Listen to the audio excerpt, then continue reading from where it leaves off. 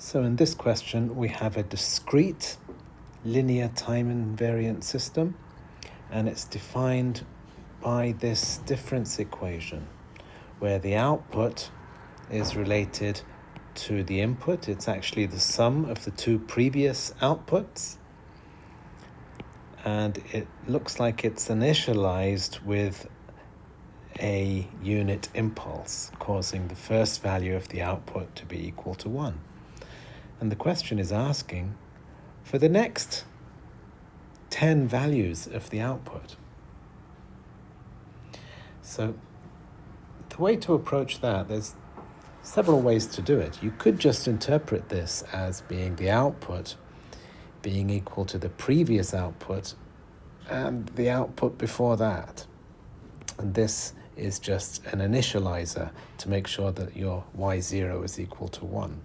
So you could simply say, well, for each value of n, y of n is the sum of the previous two. So let's create a little table and say, because we know that the system is initialized with y0 equals 1, we can put a 1 there. And then say the next value will be the previous two values added together. So y of 1 will be equal to y of 0 plus y of minus 1. So y of minus 1 doesn't exist. Assume it's a relaxed system. So you're simply adding 1 to 0. And then y of 3, if you remember, that's your difference equation. So y of 3 will be equal to y of 2 plus y of 1. So this is y of 3. Sorry, y of 2 is equal to y of 1 plus y of 0. So that's a 2. And then y of 3 will be equal to y of 1 and y of 2. So that's 3. And then here you're going to add these two, 5. And then 5 and 3 is 8. 8 and 5, 13. 21. 34. 55. And 89. So if you want, you could use the table to sort of say, I'm going to write y of n minus 1 and y of n minus 2, and sort of put this number here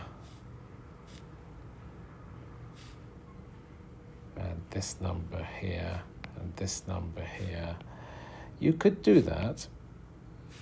It's a bit of extra work, but if that makes it easier for you to do the table, to find the outputs, you could do that.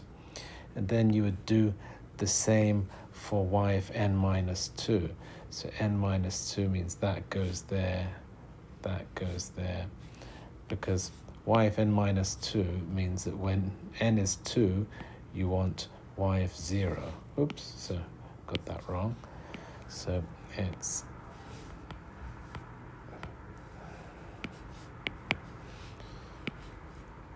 this going up there, then this going up there, this going up there, etc. So you could simply put the numbers in and you'd have 1, 1, 2, 3, 5, 8, 13, 21, 34, and 1, 1, 2, 3, 5, 8, 13, 21, 34, 55, and these would be zeros. So you don't need these two, but if it makes it easier, you can find each y of n by adding y of n minus 1 and y of n minus 2. So that's how you would find the output values.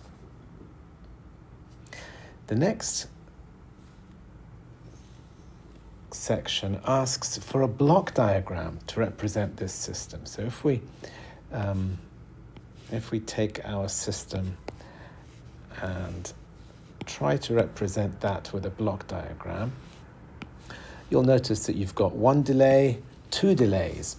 So I would probably draw it like this, where you have an input, and then you've got several additions. So that's your Y. And then you've got a delay T. So that feeds into there. And then you have probably need another delay that might, let's make it a bit neater. How about we have two delay blocks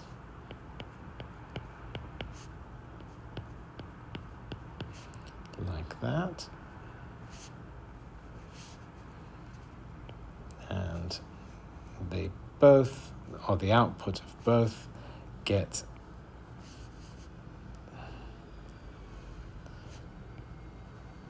fed into this same summation block.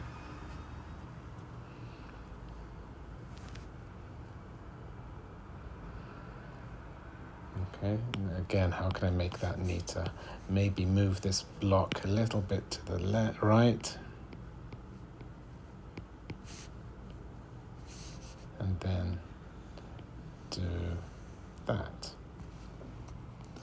So the important thing here is that Y is the addition of the previous Y and the one just before that. So each of these blocks so the first block will accept Y as an input and will give you Y of n minus 1. So if the input here is Y of n, and then here the output will be further delayed, so this will be Y of n minus 2. Now, there is no input. The only input is a unit impulse, which is to initialize the system. After that unit impulse, the system will continuously generate outputs. So that's the block diagram I would draw for that.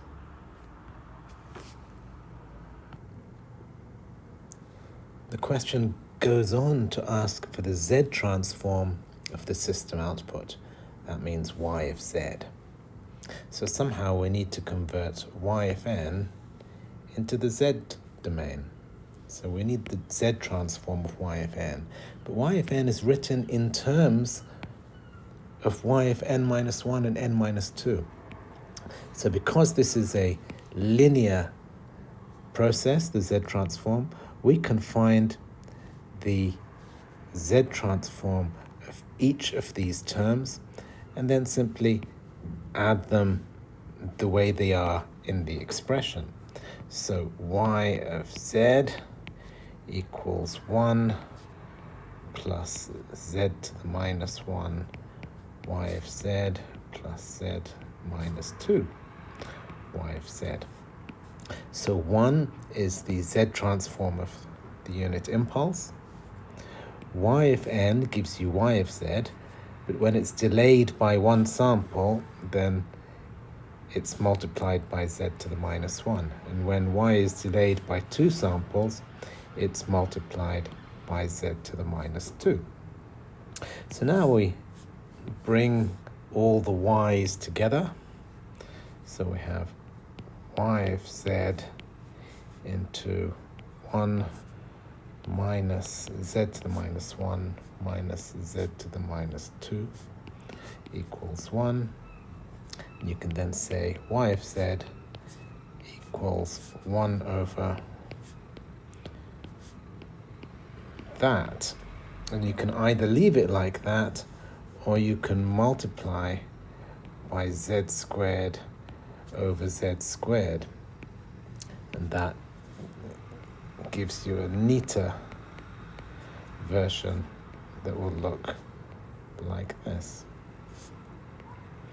Z squared minus z minus 1. So that's the z transform of our difference equation that was given in the question.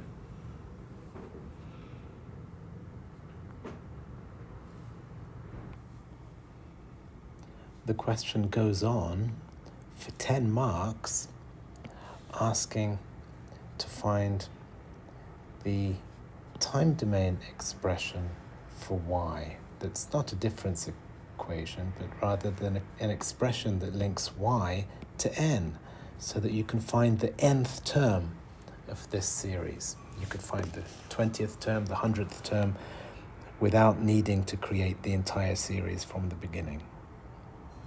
So the best place to start to find y of n is from y of z, because we already found that in the previous section. So basically we're trying to find the inverse z transform of that. But that doesn't look like anything we're familiar with in our table. So what you'd need to do is to somehow factorize the denominator. And it doesn't look like that's an easy one to factorize, so you'll probably need to use the quadratic equation, a, b, and c, and you can then sort of divide it into two factors, or factorize this into two factors, where the roots a and b, the roots of the equation where this is equal to 0, you can find each of those by applying the quadratic formula. So you'd find a like that and b like that. And a and b you're expected to find as part of the question. So we can find values for a and b, but because it says exact constants, leave it in that form with the surds and the fractions. Now that, even though it's still not in our table, we can use that and split that into two terms, because if we use partial fractions, we're more likely to be able to find those in our table. Now z squared is going to cause a problem, so I've divided by z, because that way I can have terms which I do expect to find in the table. So the next step is to write this as a single expression equating to the numerator. So a multiplied by z minus b plus b times z minus a equals z.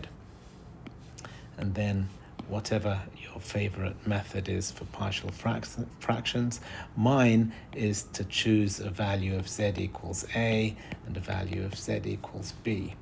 So if z equals a, that allows me to replace a here and a here and a here, and then that'll allow me to rearrange to find a. And then I can do the same. I can select z to be b and put b there, and b there. Then I can rearrange, and that gives me b. And that was mentioned in the question. They asked us to show that a and b are related to the lowercase a and b like that. So we found that. That's a over a minus b. This is b over b minus a. So far it's looking good. The next step, we just put those values back into our original expression. So that's y of z. Remember, it was divided by z, so now I've put the z back. And if I just rewrite that with a and b as coefficients, I can then, because we're trying to find the time domain expression, so really what I'm trying to do is find the inverse Z transform. So I'd use the inverse Z transform table. So this is the relevant row from the table that tells you that Z over Z minus A is simply A to the power N. So if you do that to each of these, Z over Z minus A will give you A to the power N, and Z over Z minus B will give you B to the power N.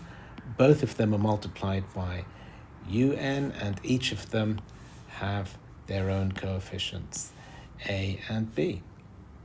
So this is exactly what the question asked for. This is the expression the question was asking for, and we found it by using the Z transform table.